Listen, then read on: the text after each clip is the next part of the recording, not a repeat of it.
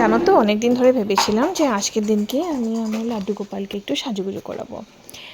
Last সাজাইছিলাম জন্মাষ্টমীর সময়, তারপর তো ঘরে অসুস্থ পড়লো আর সাজানো হয়নি। হ্যাঁ, 1 মাসের জন্য পাশের বাড়িতে পাঠিয়ে দিয়েছিলাম, ওখানে বৌদি ওকে সাজিয়ে দিয়েছিল। তবু অনেক দিন হয়ে গেছে তো রঙগুলো কীরকম জানি উঠে উঠে গিয়েছিল, তাই কালকে ওকে ঘুম পাড়ানোর আগে সমস্ত রঙ তুলে ফেলেছিলাম আর অফ ক্যামেরা ওকে স্নান করিয়ে রেডি করে এখন ওকে একটু সাজাইতে বসেছি। আর সাজানোর আগে লাড্ডুকে একটু নমস্কার দিয়ে নিলাম, যাতে সব কিছু ভালোভাবে করতে পারি।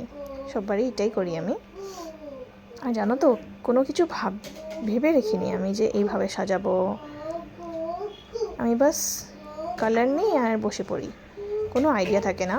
আর নিজে নিজে কেমনে জানি একটা সুন্দর একটা আকৃতি একটা তৈরি হয়ে যায়। এই দেখো, এবার একটু অন্যরকমভাবে সাজাই না। দেখো, এবার বেশি কালার ছিল না আমার কাছে। লাস্ট টাইম ওর চোখের উপরটা আমি অরেঞ্জ কালার করেছিলাম, এবার হলুদ দিয়ে করলাম, যেহেতু অরেঞ্জ কালারটা ছিল না। কেমন লেগেছে একটু জানাইও, যেহেতু আমি ওর ফটো সকালবেলা আপলোড দিয়েছিলাম। চলো টাটা, সবার দিনটা ভালো কাটুক।